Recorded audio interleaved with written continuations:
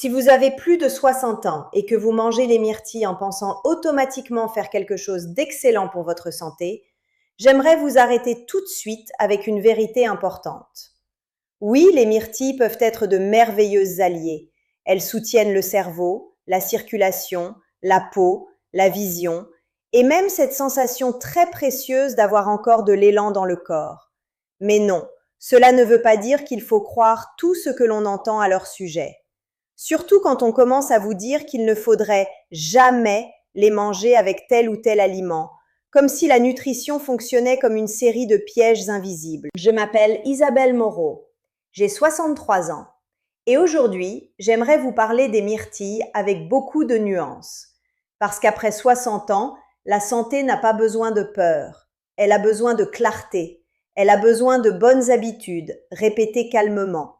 Et elle a besoin qu'on arrête de transformer chaque aliment en miracle absolu ou en danger caché. Les myrtilles sont de petits fruits profondément intéressants.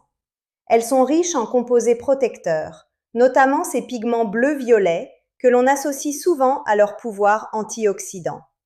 Elles apportent aussi des fibres, un peu de vitamine C, une douceur mesurée et surtout quelque chose que j'aime beaucoup chez elles. Elles s'intègrent facilement dans une vraie vie. On peut les manger seules, dans un yaourt, sur un porridge, avec quelques noix, ou les ajouter à un petit déjeuner simple sans tout bouleverser. Et c'est justement cela que j'aime dans les aliments vraiment utiles. Ils n'ont pas besoin d'une mise en scène compliquée. Ils savent travailler en silence. Alors, avant même de parler des associations à éviter ou à privilégier, j'aimerais commencer par ce que les myrtilles peuvent réellement apporter à une personne de plus de 60 ans quand elles sont consommées régulièrement dans une alimentation cohérente. La première chose, c'est un soutien très intéressant pour le cerveau. Pas dans le sens spectaculaire du mot, pas comme si quelques myrtilles allaient soudain effacer des années de fatigue ou rendre votre mémoire parfaite, mais dans le sens où elles font partie de ces aliments qui accompagnent bien le vieillissement cérébral. Elles participent à un terrain plus protecteur, moins agressé par l'oxydation, plus soutenu dans sa finesse. Et après 60 ans, cela compte énormément. Parce que beaucoup de personnes ne craignent pas seulement la maladie. Elles craignent cette impression diffuse de devenir moins nette, chercher ses mots plus souvent, oublier pourquoi l'on est entré dans une pièce, perdre un peu de vivacité mentale. Tout cela peut avoir 1000 causes, bien sûr, mais l'alimentation peut être l'une des façons de mieux accompagner le cerveau. Et les myrtilles font clairement partie des fruits que je regarde avec confiance dans ce domaine. La deuxième chose que j'aime chez elles, c'est leur manière de soutenir une énergie plus stable que bien des snacks sucrés. Elles ont quelque chose de plus fin, de moins brutal. Elles ne ressemblent pas à ces collations qui vous donnent un petit élan puis vous laissent à plat 1 heure plus tard. Bien sûr, tout dépend de la quantité et de ce qui les accompagne, mais dans l'ensemble, elles s'intègrent très bien à une approche plus calme de la glycémie. Et cela, après 60 ans, devient central. Beaucoup de corps ne supportent plus aussi bien les montagnes russes alimentaires.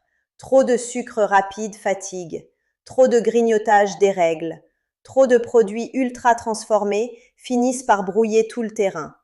Les myrtilles, elles, ont plutôt tendance à raconter une autre histoire, une douceur plus intelligente, plus respectueuse, plus stable. La troisième chose, c'est leur intérêt pour la vision et pour la santé des petits vaisseaux. Là encore, je refuse les promesses exagérées. Je ne vais pas vous dire qu'elles vont réparer une maladie des yeux ou remplacer un suivi médical. Ce ne serait pas sérieux. Mais il reste vrai qu'elles s'inscrivent bien dans une alimentation qui soutient les tissus délicats, la microcirculation, et cette idée très précieuse d'aider le corps à durer un peu mieux. Et puis bien sûr, il y a la peau. Ah, la peau! Tant de femmes me parlent de leur peau comme si elle était devenue un territoire étrange, plus sèche, plus fine, plus marquée, plus terne. Et bien sûr, rien de tout cela ne dépend d'un seul aliment. Mais les myrtilles, grâce à leur profil protecteur, peuvent faire partie de ces fruits qui soutiennent un terrain plus favorable à une peau mieux défendue de l'intérieur. Encore une fois, je ne parle pas de miracle, je parle d'ambiance intérieure. d'un corps un peu moins exposé, un peu mieux nourri, un peu plus aidé dans sa façon de vieillir. Maintenant, parlons de ce qui inquiète beaucoup de gens. Avec quoi faut-il éviter de manger les myrtilles? Et là, j'aimerais vous ramener tout de suite à quelque chose de très simple. La nutrition n'est presque jamais une histoire de jamais ou de toujours. Très souvent, ce qui compte le plus, ce n'est pas une combinaison précise, c'est le terrain, c'est la digestion, c'est la quantité, c'est la fréquence, c'est la façon dont vous supportez réellement un mélange. Je vais donc vous parler de 3 associations qui, chez certaines personnes, peuvent être moins idéales, non pas parce qu'elles annulent magiquement tous les bienfaits des myrtilles, mais parce qu'elles peuvent être moins intéressantes ou moins confortables dans certains contextes. La première, c'est avec certains produits laitiers très lourds ou très sucrés, surtout quand ils deviennent le support principal des myrtilles. J'aimerais être très claire ici. Je ne crois pas qu'un peu de yaourt nature avec des myrtilles détruise leurs bienfaits. D'ailleurs, dans bien des cas, c'est une association très intéressante. Ce que je regarde avec plus de prudence, en revanche, ce sont les desserts lactés sucrés, les laits aromatisés, les préparations très riches, très sucrées, très épaisses, qui transforment un fruit protecteur en simple décoration sur un produit qui fatigue plus qu'il ne soutient. Autrement dit, le problème n'est pas la myrtille avec un peu de yaourt nature. Le problème, c'est la myrtille noyée dans un environnement qui tire l'alimentation vers le sucre, la lourdeur et l'excès. Si vous mangez vos myrtilles avec un yaourt grec nature non sucré, par exemple, cela peut être une très belle idée. Si vous les mélangez à une crème dessert industrielle très sucrée, c'est autre chose. La deuxième association que je regarderai avec un peu plus de nuance, c'est avec des fruits très acides chez les personnes sensibles, surtout quand tout cela arrive à jeun.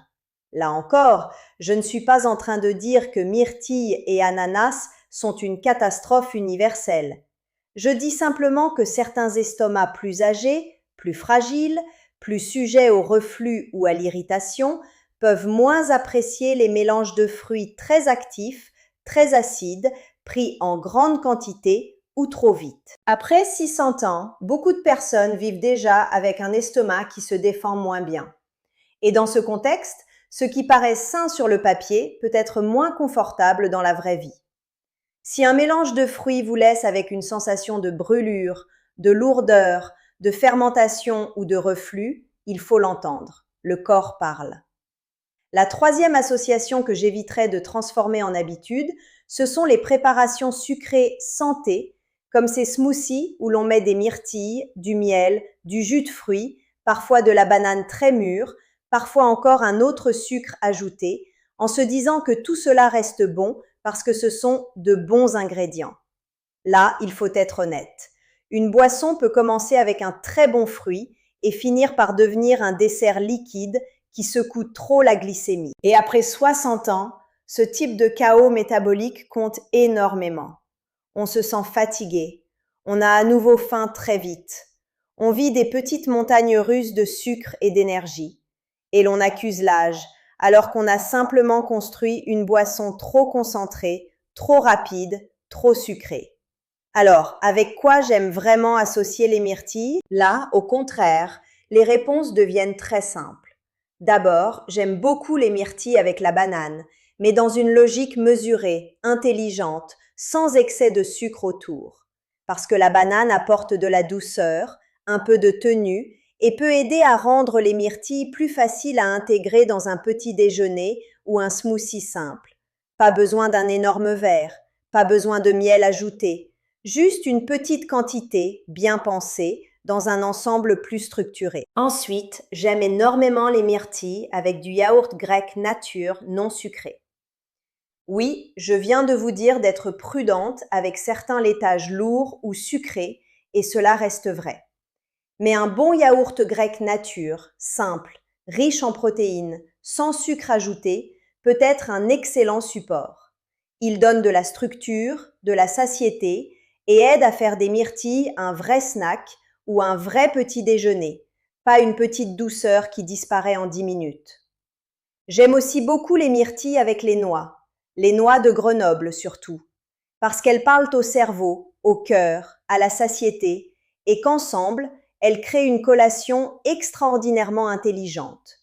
Quelques myrtilles, quelques noix, un peu de yaourt nature ou même un bol de flocons d'avoine simple, et vous avez déjà quelque chose de bien plus utile que bien des produits énergie vendus dans le commerce. Et puis, je les aime seuls. Oui, seuls. Parce qu'un bon fruit n'a pas toujours besoin d'être transformé. Une petite poignée de myrtilles fraîches ou surgelées, doucement décongelées, peut déjà être une très belle habitude, surtout si elle remplace quelque chose de moins intéressant. Mais j'aimerais maintenant vous dire quelque chose qui compte plus que toutes ces associations. Le vrai sujet n'est pas seulement avec quoi vous mangez les myrtilles. Le vrai sujet, c'est la place qu'elles prennent dans votre vie. Sont-elles un vrai fruit dans une alimentation cohérente? Ou juste un alibi santé posé sur une routine qui reste dominée par les produits raffinés, les desserts, les boissons sucrées, le manque de protéines, le manque de sommeil, le stress, l'absence de mouvement? Parce qu'une poignée de myrtilles ne peut pas compenser tout le reste. Et ce n'est pas grave, aucun aliment n'a ce pouvoir. Ce qu'elle peut faire, en revanche, c'est devenir une pièce précieuse d'un ensemble plus intelligent.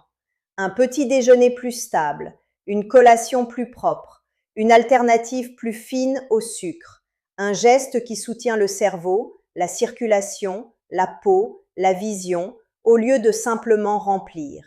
Et cela, pour moi, est déjà énorme. Je pense à tant de personnes qui cherchent un super aliment alors qu'elles ont surtout besoin de meilleures habitudes.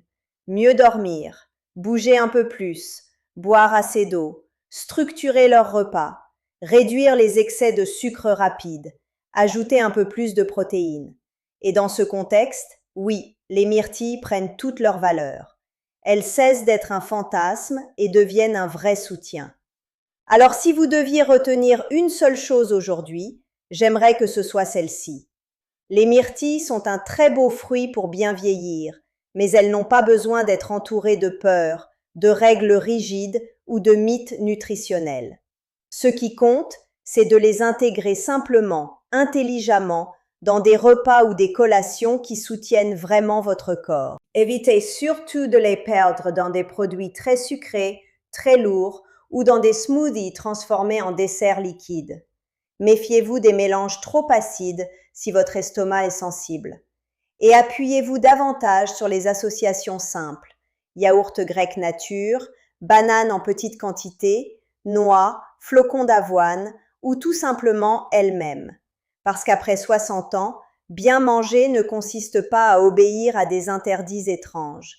Cela consiste à devenir plus lucide, plus douce et plus fine dans ses choix. L'âge n'est que le début, et parfois le début d'un cerveau plus clair, d'une énergie plus stable, d'une peau mieux soutenue et d'une vitalité plus calme, commence par quelque chose d'aussi simple qu'une petite poignée de myrtilles, enfin mangée avec intelligence.